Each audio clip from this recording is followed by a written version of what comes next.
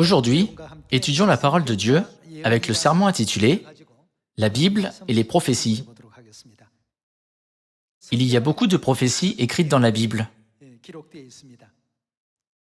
La prophétie ne signifie-t-elle pas que Dieu a écrit à l'avance ce qui se passera à l'avenir?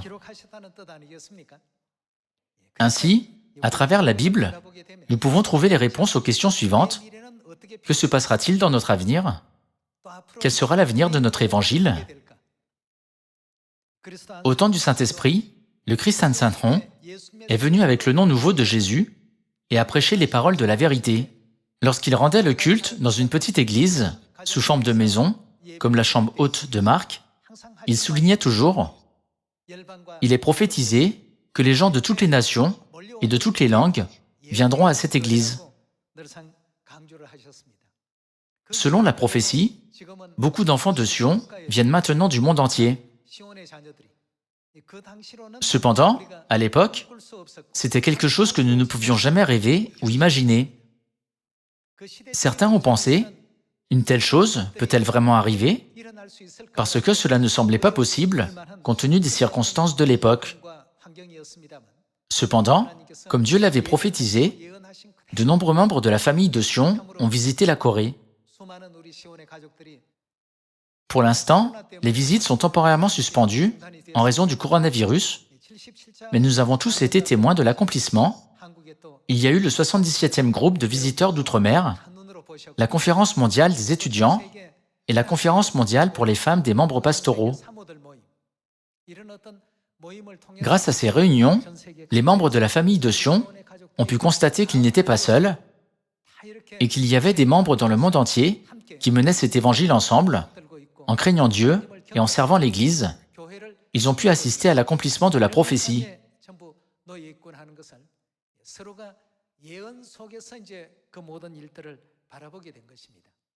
En effet, ce n'est pas par la volonté d'homme que la prophétie de la Bible a été apportée, mais par Dieu.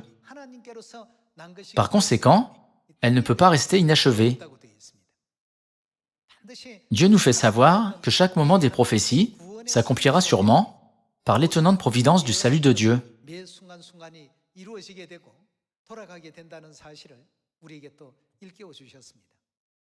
Au début de notre évangile, j'ai demandé aux membres américains « Connaissiez-vous la Corée avant de venir dans notre église ?»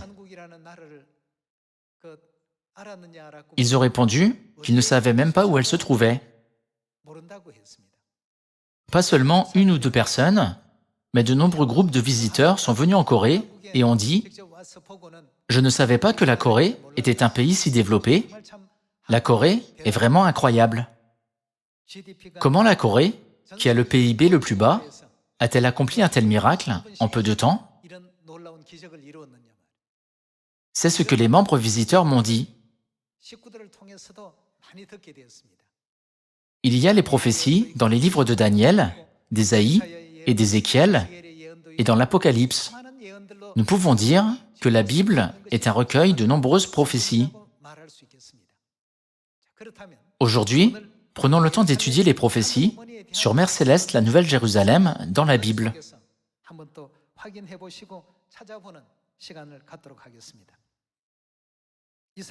Ouvrons Ésaïe, chapitre 60. Le prophète Ésaïe est un prophète qui a vécu il y a environ 2700 ans. Lisons Ésaïe, chapitre 60, verset 1. Lève-toi, sois éclairé, car ta lumière arrive, et la gloire de l'Éternel se lève sur toi. Voici, les ténèbres couvrent la terre, et l'obscurité les peuples, mais sur toi l'Éternel se lève, sur toi sa gloire apparaît. Des nations marchent à ta lumière, et des rois à la clarté de tes rayons. Les gens de toutes les nations et de toutes les langues verront la lumière de la gloire de Jérusalem et viendront à elle. Voyons le verset 4. Porte tes yeux alentour et regarde. Tous, ils s'assemblent, ils viennent vers toi. Tes fils arrivent de loin, et tes filles sont portées sur les bras. Tu tressailliras alors, et tu te réjouiras, et ton cœur bondira et se dilatera, quand les richesses de la mer se tourneront vers toi, quand les trésors des nations viendront à toi. De cette manière, les enfants célestes, qui sont des trésors spirituels, retourneront dans les bras de père et mère. Quand cela se produira-t-il? La Bible et les prophètes ont prophétisé que les ténèbres disparaîtraient lorsque la gloire de Jérusalem ne serait pas cachée, mais qu'elle serait révélée et ferait briller la lumière.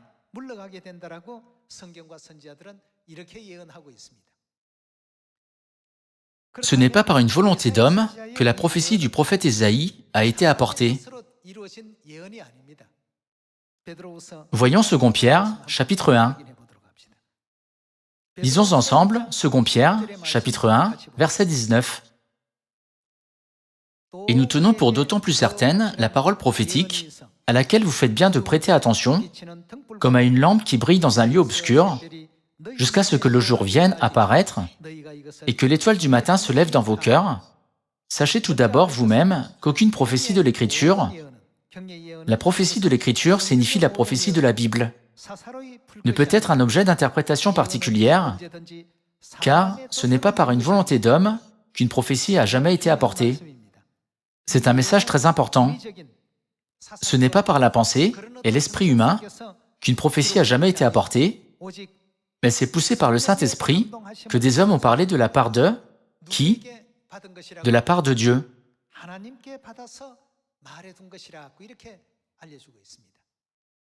Alors, toutes les prophéties, comme la prophétie d'Ésaïe chapitre 60, doivent également s'accomplir.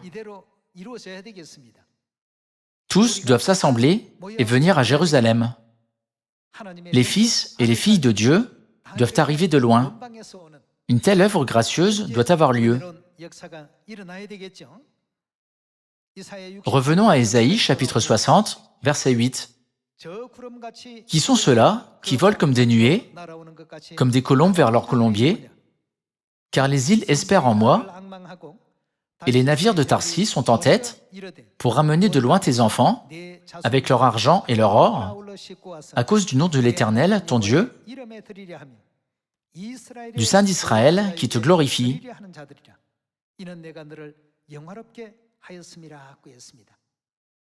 À travers la prophétie, Dieu nous montre ce qui se passera lorsque la gloire de Jérusalem sera de plus en plus révélée.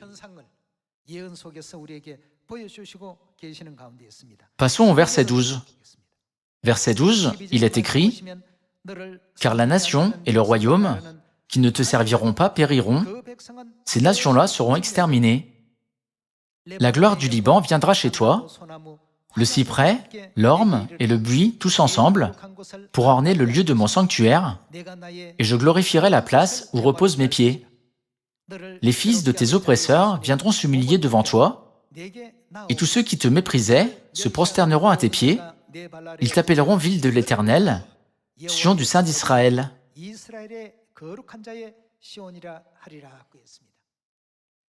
Il y aura sûrement des gens qui opprimeront et mépriseront Jérusalem.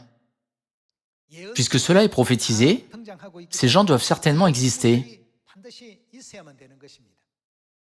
Cependant, Dieu a-t-il dit que la gloire de Jérusalem serait cachée par ceux qui opprimeraient et mépriseraient?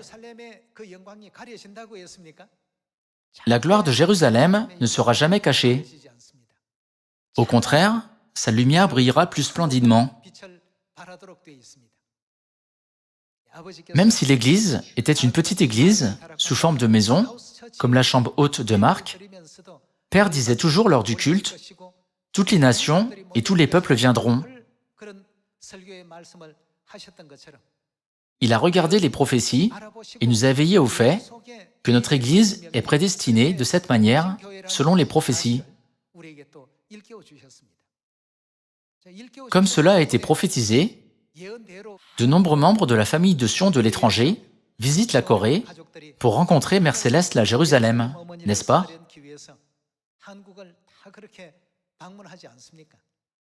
C'est pourquoi il est écrit dans Ésaïe chapitre 60, « Les fils de tes oppresseurs viendront s'humilier devant toi, Et tous ceux qui te méprisaient se prosterneront à tes pieds, ils t'appelleront Sion. Passons au verset 20. Ton soleil ne se couchera plus, et ta lune ne s'obscurcira plus, car l'Éternel sera ta lumière à toujours, et les jours de ton deuil, que leur arrivera-t-il? Ils seront passés. Vous avez vécu une vie pleine de tristesse, de deuil, de douleur, d'affliction, de mépris et d'humiliation. Cependant, de tels jours de votre deuil seront passés.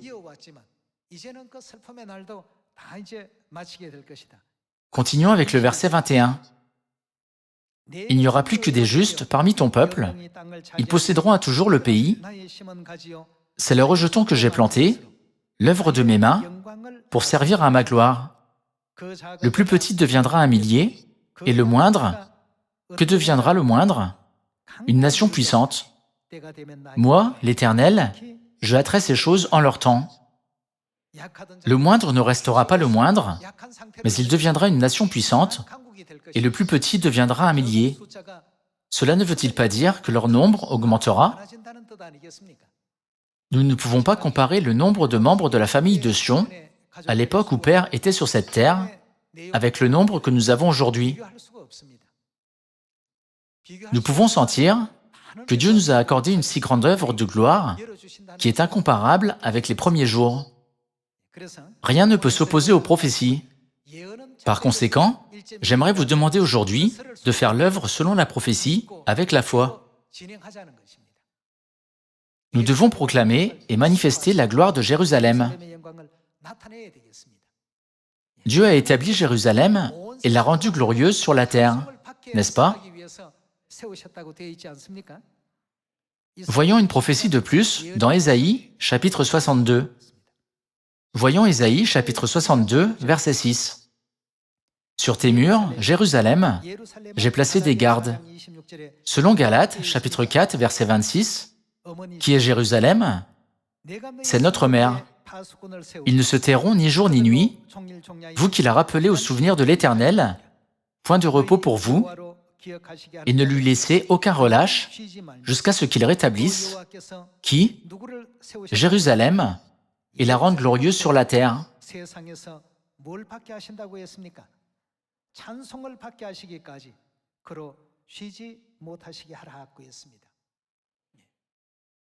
Si c'est la prophétie, elle s'accomplira certainement. Rien ne peut l'arrêter. Tout doit s'accomplir tel qu'il est écrit. Selon les enseignements de Dieu, lorsque Jérusalem deviendra glorieuse sur la terre, le plus petit deviendra un millier, et le moindre une nation puissante, et nous serons la tête et non la queue, n'est-ce pas? Bien que nous soyons petits et faibles, Dieu fait de Sion une nation puissante maintenant. Le plus petit devient un millier, 10 milliers et des centaines de milliers. Un très grand nombre d'enfants de Dieu viennent à Sion en ce moment. Nous vivons vraiment au temps de l'accomplissement sous la grâce de Dieu. Ensuite, voyons comment le prophète Zacharie a prophétisé la gloire de Jérusalem.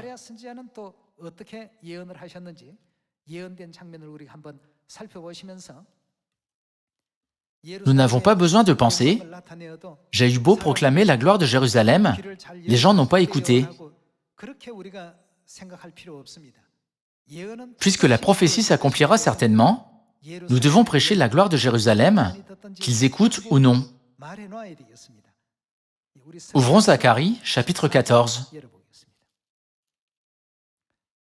Voyons ensemble l'enseignement dans Zacharie, chapitre 14, verset 7. Ce sera un jour unique, connu de l'Éternel, qui ne sera ni jour ni nuit, mais vers le soir la lumière paraîtra. En ce jour-là, des eaux vives sortiront. D'où sortiront des eaux vives? De Jérusalem, et couleront moitié vers la mer orientale, moitié vers la mer occidentale. Il en sera ainsi été et hiver. Qu'est-ce que Dieu a prophétisé au sujet de la source d'eau vive? Dieu a clairement prophétisé que Jérusalem était la source d'eau vive. Selon Galates, chapitre 4, verset 26, qui représente Jérusalem, mais la Jérusalem d'en haut est libre, c'est notre mère. Il est prophétisé que toute parole de vie qui sort de Jérusalem deviendra des eaux vives qui sauveront le monde entier.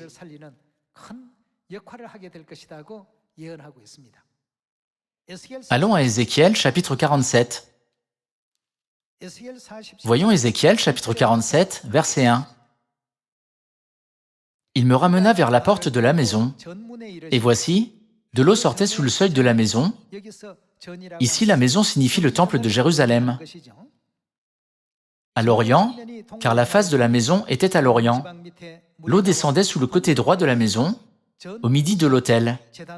Il me conduisit par le chemin de la porte septentrionale, et il me fit faire le tour par dehors, jusqu'à l'extérieur de la porte orientale. Et voici, l'eau coulait du côté droit. Lorsque l'homme s'avança vers l'orient, il avait dans la main un cordeau, et il mesura 1000 coudées. Il me fit traverser l'eau, et j'avais de l'eau jusqu'aux chevilles. Il mesura encore 1000 coudées, et me fit traverser l'eau, et j'avais de l'eau jusqu'aux genoux. Il mesura encore 1000 coudées, et me fit traverser, et j'avais de l'eau jusqu'aux reins. Verset 5. Il mesura encore 1000 coudées, c'était un torrent que je ne pouvais traverser, car l'eau était si profonde qu'il fallait y nager. C'était un torrent qu'on ne pouvait traverser. Dans ce verset, qu'est-ce qui sort du temple de Jérusalem? Dans Zacharie, chapitre 14, verset 8, d'où sortent des eaux vives? De Jérusalem. Ici, il est écrit, « De l'eau qui sort du temple de Jérusalem devient un torrent que personne ne peut traverser, un torrent si profond qu'il faut y nager. »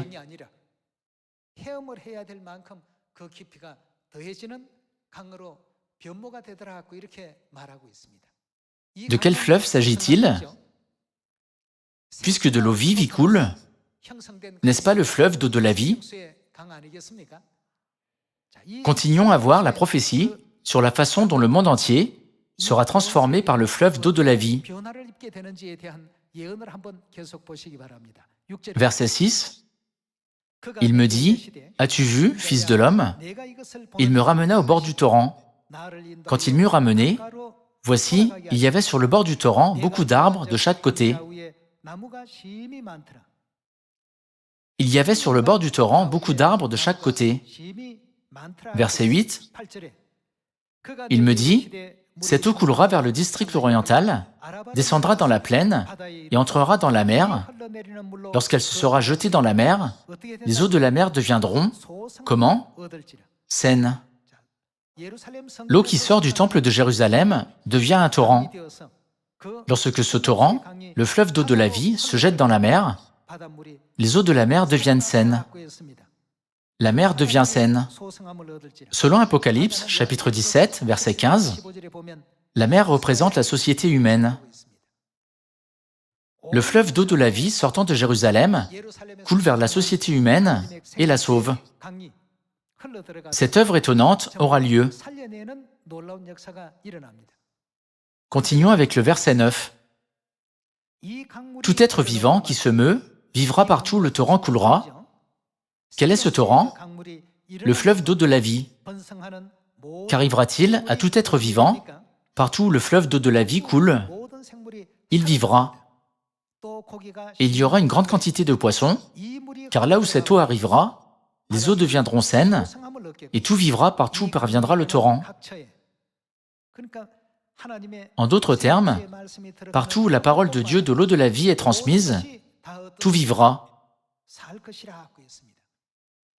Nous devons croire aux prophéties plus qu'à toute autre chose. Nous devons croire que cette œuvre aura lieu chaque fois que nous prêcherons la gloire de Mère Céleste, la Jérusalem, à tous les peuples du monde. Frères et sœurs, croyons aux prophéties de Dieu au lieu de regarder les phénomènes du monde. Si nous croyons à la prophétie, tout s'accomplira comme il est prophétisé. Lisons le verset 10. Des pêcheurs se tiendront sur ces bords, depuis En-Gidi jusqu'à En-Eglaïm. On étendra les filets, et il y aura des poissons de diverses espèces, comme les poissons de la Grande Mer, et ils seront très nombreux. Ces marais et ces fosses ne seront point assainis, ils seront abandonnés au sel. Sur le torrent, sur ses bords de chaque côté, croîtront toutes sortes d'arbres fruitiers, leur feuillage ne se flétrira point, et leurs fruits n'auront point de fin. Ils mûriront tous les mois, parce que les eaux sortiront, d'où? Du sanctuaire. Les eaux sortiront du sanctuaire. Leurs fruits serviront de nourriture, et leurs feuilles de remède. La même prophétie, écrite par le prophète Ézéchiel, est répétée dans Apocalypse, chapitre 22. C'est incroyable. Voyons Apocalypse, chapitre 22, verset 1. Chapitre 22, verset 1. Et il me montra un fleuve. Quel genre de fleuve l'ange a-t-il montré? Dans Ézéchiel, chapitre 47, qu'est-ce que l'eau de la vie a formé? Le fleuve d'eau de la vie. Il me montra un fleuve d'eau de la vie, limpide comme du cristal, qui sortait du trône de Dieu et de l'agneau. Regardons le verset 2. Au milieu de la place de la ville et sur les deux bords du fleuve, il y avait un arbre de vie, produisant 12 fois des fruits, rendant son fruit chaque mois. La même scène est écrite dans Ézéchiel. Sur le torrent, sur ses bords de chaque côté, croîtront toutes sortes d'arbres fruitiers. Ici, il y avait un arbre de vie, produisant 12 fois des fruits, rendant son fruit chaque mois, et dont les feuilles servaient à la guérison des nations. Verset 3. Il n'y aura plus d'anathème, le trône de Dieu et de l'agneau sera dans la ville, ses serviteurs le serviront et verront sa face, et son nom sera sur leur front. Il n'y aura plus de nuit, ils n'auront besoin ni de lampe ni de lumière, parce que le Seigneur Dieu les éclairera. Et ils, que feront-ils? Ils régneront au siècle des siècles. Les mêmes paroles prophétisées dans Ézéchiel, chapitre 47, sont répétées ici. Ce qui est important ici, c'est la source de l'eau de la vie. Il est écrit qu'elle sort du trône de Dieu et de l'agneau. Dans Zacharie, chapitre 14, verset 8, il est écrit qu'elle sort de Jérusalem. Voyons qui est le trône de Dieu en allant à Jérémie, chapitre 3, verset 17. Chapitre 3, verset 17, il est écrit « En ce temps-là, on appellera Jérusalem le trône de qui? Le trône de l'Éternel. Toutes les nations, que feront-elles? Elles s'assembleront à Jérusalem au nom de l'Éternel, et elles ne suivront plus les penchants de leur mauvais cœur. En ces jours, la maison de Juda marchera avec la maison d'Israël. Elles viendront ensemble du pays du Septentrion, au pays dont j'ai donné la possession à vos pères. »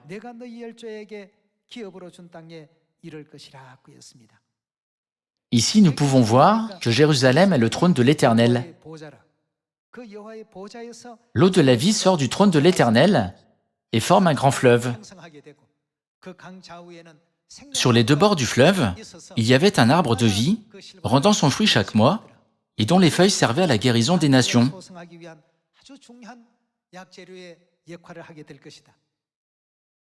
Qu'arrivera-t-il à ceux qui reçoivent l'eau de la vie?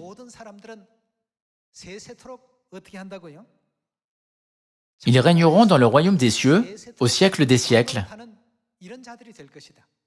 N'est-ce pas pourquoi l'Esprit et l'Épouse, c'est-à-dire Dieu le Père et Dieu la Mère, proclament « Venez recevoir l'eau de la vie » Comme il est écrit dans Apocalypse, chapitre 22, verset 5, « Ceux qui reçoivent l'eau de la vie peuvent entrer dans la gloire de régner au siècle des siècles. » C'est la volonté de Dieu qui est prophétisée dans la Bible. Si nous ne croyons ni en Dieu le Père, ni en Dieu la Mère, si la gloire de Jérusalem n'apparaît pas au monde entier et n'est pas prêchée, et si nous ne recevons pas les paroles gracieuses de vérité de Jérusalem, nous ne pouvons pas recevoir l'eau de la vie.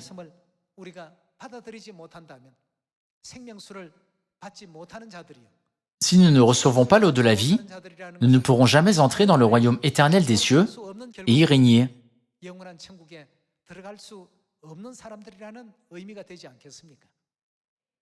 Aujourd'hui, Dieu nous montre les prophéties. Nous pouvons penser que nous n'apprenons que le jour du sabbat et la Pâque, mais de nombreuses prophéties y sont contenues. À travers le jour du sabbat sur cette terre, Dieu a prophétisé le vrai repos éternel dans le ciel. Ne nous enseigne-t-il pas cela par des prophéties?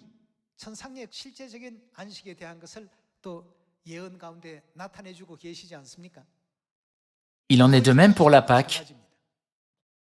Dieu a tout créé et tout accompli selon les prophéties. En y pensant, nous devons révéler Dieu le Père, qui est la réalité de la manne, et faire briller la lumière de la gloire de Mère Céleste, la Jérusalem.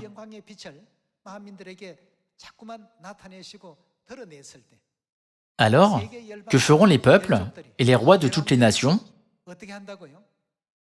Ils verront tous la lumière et viendront à la lumière. À moins que la lumière ne brille, ils ne peuvent pas venir à la lumière. Ne pensons pas seulement à ce qui se passe autour de nous, mais croyons aux prophéties. Tout s'accomplira selon les prophéties. Au temps de Josué, il y avait une histoire similaire. Par la puissance de Dieu, la ville de Jéricho est tombée. C'était un grand obstacle qui empêchait les Israélites d'entrer dans le pays de Canaan. Josué a proclamé « Maudit soit celui qui se lèvera pour rebâtir cette ville de Jéricho ».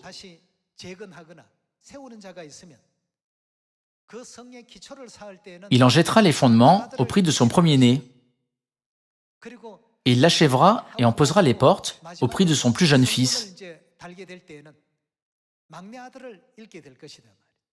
Il a mis la malédiction de cette manière. Il avait la ferme intention de ne jamais rebâtir la ville de Jéricho. Cependant, 500 ans plus tard, un homme nommé Hiel a rebâti la ville de Jéricho. Hiel a commencé la construction et en a jeté les fondements au prix d'Abiram, son premier-né.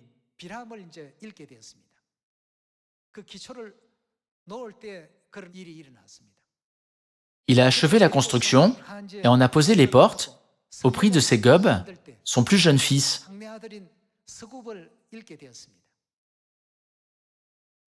Dieu a exactement accompli la prophétie, écrite 500 ans avant qu'elle ne se produise. Alors, qu'en est-il des prophéties d'Ésaïe sur les derniers jours? Pensez-vous qu'il ne les accomplira pas? C'est la volonté de Dieu le Père. J'ai moi-même révélé Jérusalem et je l'ai établie afin que sa gloire soit prêchée à tous les peuples et pour la rendre glorieuse sur la terre. Père, ne nous fait-il pas connaître sa volonté? Souvenons-nous que ce n'est pas par une volonté d'homme que la prophétie de la Bible a été apportée, mais par Dieu. Marchons conformément à la prophétie. Gravons profondément dans notre cœur tous les enseignements que Mère Céleste nous donne et mettons-les en pratique pour faire du bien au monde entier et conduire tous les gens au royaume des cieux. Par cela, j'aimerais conclure le sermon d'aujourd'hui. Merci beaucoup.